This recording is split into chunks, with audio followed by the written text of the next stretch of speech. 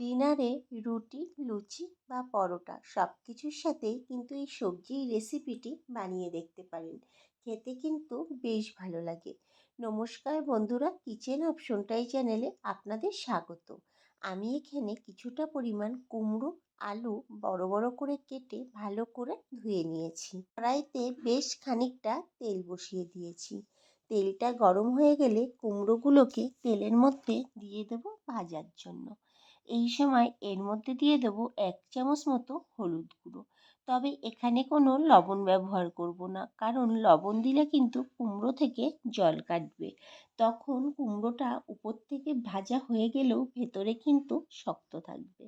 এইভাবে আমি 3 থেকে 4 মিনিট কুমড়োটাকে ভেজে নিয়েছি। তখন কুমড়োটা ভাজতে ভাজতে 60% মতো সিদ্ধ হয়ে যাবে, মানে ভাজা হয়ে যাবে।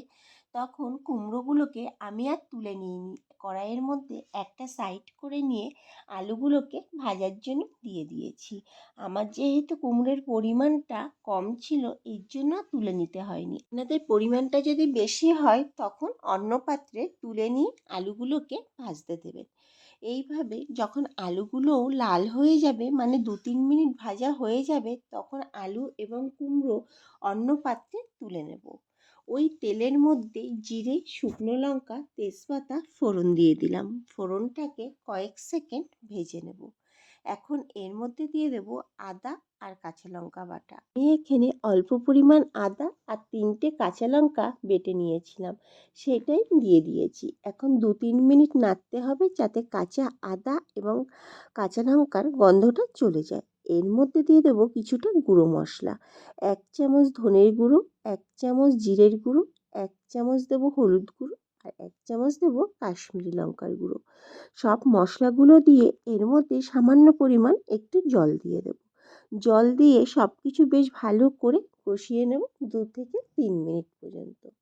2 থেকে 3 মিনিট পর এর মধ্যে দিয়ে দেব একটা টমেটো কুচি। টমেটো দেওয়াই মানে 1 চামচ লবণ দিয়ে দিলাম, যাতে টমেটোটা খুব তাড়াতাড়ি নরম হয়ে যায়। আর 2 মিনিটের জন্য কড়াইটাকেও ঢেকে দিয়েছিলাম। আমি আপনাদের এখানে 2 মিনিট পর দেখাচ্ছি। দেখুন টমেটোটাও সুন্দর নরম হয়ে গেছে, মশলাটাও ভালো মতো কিন্তু তেল ছেড়ে গেছে।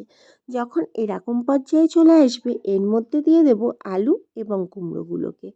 আলু এবং কুমড়ো দিয়েও 2 থেকে 3 মিনিট একটু নাড়াচাড়া করে নেব। যখন সম্পূর্ণভাবে তেল ছেড়ে যাবে, এর মধ্যে দিয়ে দেব পরিমাণ মতো জল। ভালোভাবে নেড়ে নিয়ে কড়াইটাকে ঢেকে দেব 5 মিনিটের জন্য। আমি আপনাদের এখানে 5 মিনিট পর দেখাচ্ছি। ঝোলটা কিন্তু অনেকটাই শুকিয়ে এসছে। আর একটু নেড়ে নিচ্ছি আর দেখে নেব আলু এবং কুমড়োটা ভালোভাবে সিদ্ধ হয়েছে কিনা। আমার এখানে আলু এবং কুমড়োটা বেশ ভালোভাবে সিদ্ধ হয়ে গেছে। দিয়ে দিলাম 1/2 চামচ পরিমাণ চিনি, তবে মিষ্টিটা কম বেশি করে আপনারা আপনাদের মতো করে ব্যবহার করবেন। চিনিটা দেওয়ার পর আরও 5 মিনিট আমি ফুটিয়ে নিয়েছিলাম। যখন এরকম একটা মাখো মাখো অবস্থায় চলে আসবে, তখন এর মধ্যে দিয়ে দেবো বেশ কিছুটা ধনেপাতা কুচি আর 1/2 চামচ পরিমাণ ঘি। সব কিছু ভালো করে মিশিয়ে নিয়ে কড়াই থেকে নামিয়ে নেব। তৈরি হয়ে গেল দারুণ স্বাদের আলু দিয়ে কুমড়োর তরকারি। রুটি, পরোটা বা লুচি যা খুশির সাথেই হোক না কেন, খেতে কিন্তু এই রেসিপিটা বেশ সুন্দর লাগে। আর লুচির সাথে তো কোনো কথাই হবে না। একবার হলেও বাড়িতে তৈরি করে দেখতে পারেন। আশা করি আপনাদের ভালো লাগবে। ভিডিওটি ভালো লাগলে আমার চ্যানেলটিকে সাবস্ক্রাইব এবং ফেসবুক পেজ থেকে যদি দেখে থাকেন, পেজটিকে ফলো করে দেওয়ার অনুরোধ রইল। দেখা হচ্ছে নতুন একটি ভিডিওতে।